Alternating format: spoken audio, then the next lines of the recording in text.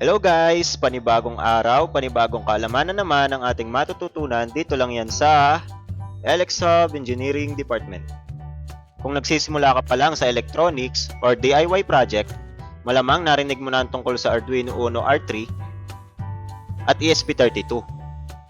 At malamang naguguluhan ka na kung ano ang mas okay gamitin sa kanilang dalawa. Kaya naman, in this video, ikukumpara natin side by side ang dalawang boards na to. Titignan natin ang kanilang hardware at software components at kung alin ba ang bagay sa project mo. Ipapakita ko mismo yung boards, yung mga specs, at pati example uses para hindi ka na malito. Kaya, kung handa na kayo, tara simulan na natin.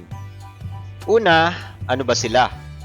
So ang Arduino Uno R3, classic to. Isa sa mga pinaka-popular na microcontrollers. Kasi siya sa 80 Mega 3280p at perfect sa mga basic projects, lalo na sa mga nagsisimula pa lang. Itong ESP32 naman ay mas advanced. Gawa siya ng S-FreeCep at may built-in Wi-Fi at Bluetooth. Dual-core processor na mabilis at powerful. So sa unang tingin, parang pareho lang sila. Pero iba talaga sila pagdating sa capabilities. Ngayon, dumako naman tayo sa hardware comparison nila. Compare natin yung hardware specs nila side by side. So dito meron akong table. Isa-isahin natin to para mas maintindihan nyo kung ano ba talaga ang pagkakaiba ng Arduino Uno at ESP32. Una ay ang ating microcontroller. So ito ang utak ng ating board. Sa Arduino Uno, ang gamit niya ay 80 Mega 328p, isa itong 8-bit chip. Sa ESP32 naman, mas advanced, dual-core na processor at kaya tumakbo ng mas mabilis at may sabayang processes. Sunod ay ang ating clock speed. So ito naman yung bilis ng ating processor. Si Arduino Uno ay may 16 MHz lang, habang si ESP32 naman ay umaabot ng 240 MHz. Ibig sabihin, si ESP32 ay mas mabilis gumawa ng mga task, perfect pag maraming ginagawang mga project. Tapos dito naman tayo sa flash memory. So itong storage kung saan nakasave ang mga program. Kay Arduino Uno, meron tayong 32 kilobytes. Samantalang kay ESP32 naman, usually meron siyang 4 megabytes. Minsan, mas mataas pa depende sa board. So kung malaki ang code mo, panalo si ESP32. Sunod ay dito naman tayo sa ating RAM or yung ating random access memory. So ito yung working memory habang tumatakbo ang program. Sa madaling sabi, mas malaking RAM, mas maraming data na kayang i-handle. Si Arduino Uno ay may 2 kilobytes lang. Samantalang si ESP32 naman ay merong nasa 520 kilobytes na RAM. So dumako naman tayo sa GPIO pins. So ito ang mga pwedeng gamiting input or output like connecting LEDs, sensors, buttons at iba pa. So si Uno ay may 14 digital at 6 analog pins. Si ESP32 naman, depende sa model, pwedeng umabot ng 30 to 36 pins. At marami sa kanila ay multifunction, ADC, PWM, touch, and etc. So next ay ang ating connectivity. So dito, sobrang lamang si ESP32. Si Arduino Uno, walang built-in Wi-Fi or Bluetooth.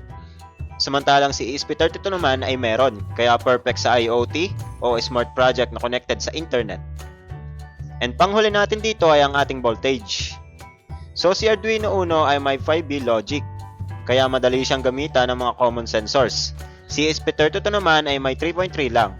So dapat careful tayo, huwag natin kukonek ang 5V signal directly sa ESP32 pins. Kailangan din natin minsan ng voltage divider or lever shifter. So ayan guys, mas malakas talaga ang ESP32. Mas mabilis ang processor, mas malaki ang memory, at may wireless features pa. Pero wag din nating mamaliitin ang ating Arduino Uno. Simple lang siya pero reliable naman pagdating sa mga basic na projects. Ngayon, dahil tapos na tayo sa hardware, pumunta naman tayo sa software side. Paano ba sila pinoprogram? So si Arduino Uno ay kilala sa pagiging simple nito. Sa pagpo-program, gumagamit tayo ng Arduino IDE para sa pagko-code. Ang language nila ay based sa C or C++, pero simple lang yung syntax kaya beginner friendly. Ang dami ring available na libraries, kaya kung gusto mo lang magpatakbo ng LED or sensor, sobrang dali dito kay Arduino Uno. Ngayon, dito naman tayo kay ESP32. So, paano ito i-program? So, dito pwede rin natin gamitin ang Arduino IDE. Pero may extra steps na dapat gawin. Kailangan mag-install tayo ng ESP32 board package sa Board Manager.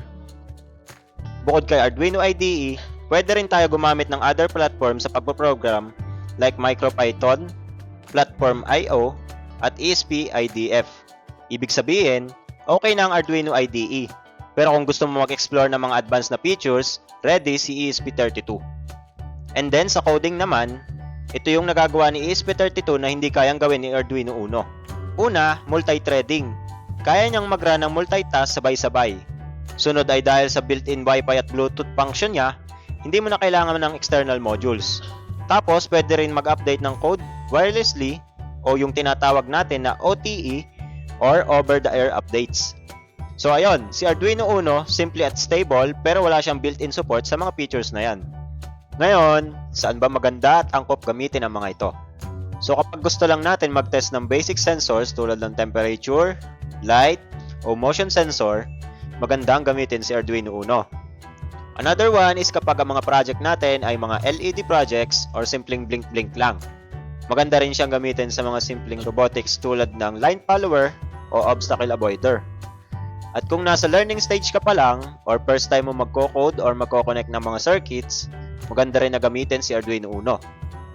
Ngayon, dito naman kay ESP32, kung ang project nyo ay mga IoT project or mga bagay na kailangan ng internet like weather, home automation, o data logging sa cloud, ganun na rin naman kung gusto mong i-control ang mga project mo gamit ang Pod, Bluetooth, or Wi-Fi.